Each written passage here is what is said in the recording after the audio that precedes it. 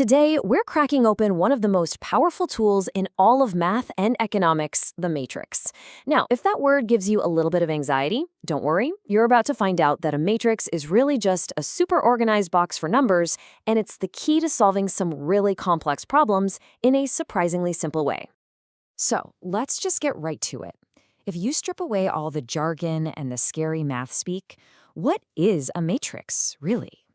Well, at its heart, a matrix is just a grid of numbers. Seriously? Think of a spreadsheet, or even a bingo card. It's just a way to arrange information neatly in rows and columns. And all those individual numbers inside? We just call those elements. And to find our way around this grid, we use, you guessed it, rows and columns. The horizontal lines are your rows, and the vertical lines are your columns. This structure is everything. Pretty much all the cool stuff we're about to do with matrices depends on this simple layout. Because of this grid, every single element has its own unique address, just like a house on a street. And we always find it by its row number first, then its column number. So if we want to find element A23, we go down to the second row and then over to the third column. You have to remember that it's always row first, then column. The size of the matrix, what we call its dimensions, is just a simple count of its rows and columns. So a matrix with 3 rows and 3 columns is a 3 by 3 matrix. If it had, say, 2 rows and 3 columns, it'd be a 2 by 3. This is going to be absolutely crucial in just a minute. And, matrices also come in a few different flavors. If a matrix has only one single row, we call it a row vector. And if it has only one single column, well, it's a column vector. They might look simple, but these are huge building blocks, from tracking a single data point to mapping out coordinates in 3D space. And then there's the square matrix. This is probably the one you'll see the most. It's any matrix where the number of rows is exactly the same as the number of columns. A 2 by 2, a 3 by 3, you get the idea. These are super common and have some really important properties we'll get into. All right, so now we know what a matrix is. Let's start doing some stuff with them. We'll start with the basics, addition, subtraction, and a really simple kind of multiplication. And honestly, you'll see this part is incredibly intuitive. Okay, first up, addition. There is one huge rule here. You can only add or subtract matrices if they have the exact same dimensions. You can't add a 2 by 3 to a 3 by 3. They have to match up perfectly, just like matrix A and matrix B here. And the process is exactly what you'd think it is. You just add the elements that are in the same address. The top left of A gets added to the top left of B. The element smack dab in the middle of A gets added to the one in the middle of B. You just do that for every single spot. And there you have it. The final matrix is just the sum of all those corresponding parts. And guess what? Subtraction works the exact same way. You just subtract instead of add. Easy enough, right? Okay, next up is something called scalar multiplication.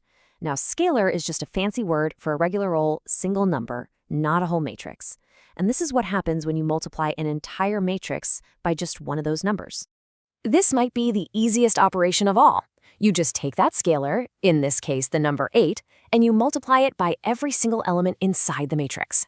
It's like you're just turning up the volume on the whole matrix at once. Every single element gets scaled up by 8. Okay, we've handled the easy stuff. Time for the big one.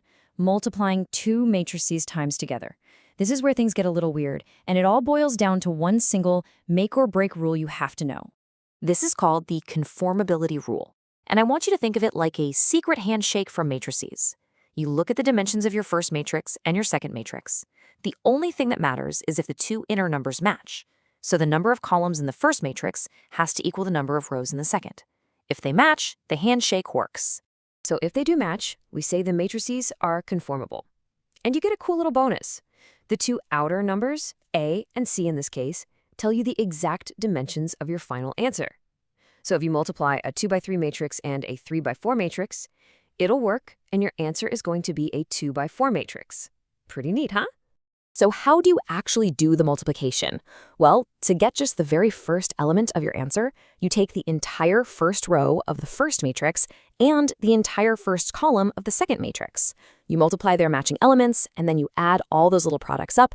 That sum becomes one single number in your new matrix. And then you just repeat that row times column dance for every single spot to fill out the answer.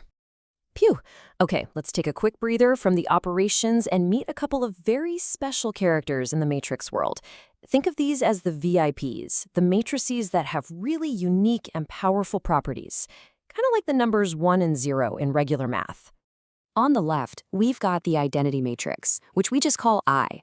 It's always a square matrix, and it has ones running down the main diagonal and zeros everywhere else. It's the one of the matrix world. Multiply any matrix by it, and it stays exactly the same. And on the right, we have the no matrix. This is just a matrix filled with nothing but zeros. It's the zero. Add it to any matrix, and absolutely nothing changes. And the identity matrix has a couple of other cool party tricks. It's symmetric, which means if you flip its rows and columns, it looks exactly the same. It's also idempotent, which is a super fancy way of saying if you multiply it by itself, you just get it right back.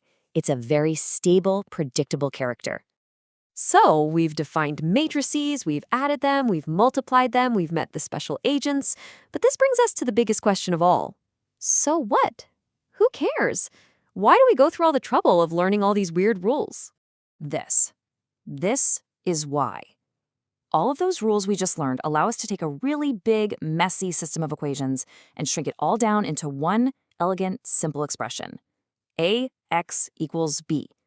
Here, A is just a matrix holding all the number coefficients, X is a vector of all the variables we're trying to find, and B is a vector with all the answers. That one little line of code, AX equals B, holds all the information from a massive problem in a clean, powerful package. And that brings us to our final question. Now that we have all the building blocks, how do we use this simple expression to solve for all of our unknown variables at the same time? Well, that is where the real magic of linear algebra truly begins.